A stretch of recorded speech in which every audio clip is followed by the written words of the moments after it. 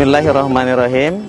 Kami pimpinan cabang Persatuan Sampah Mengpek, alhamdulillah telah membangun gedung dakwah lantai pertama, telah selesai dengan biaya sekitar 1 M, dan insya Allah kami juga ingin melanjutkan meneruskan pembangunan lantai yang keduanya dengan RAB tidak kurang dari 900 juta.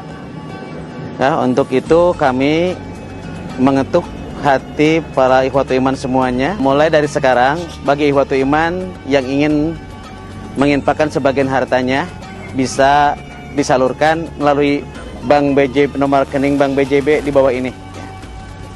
Terima kasih atas perhatiannya.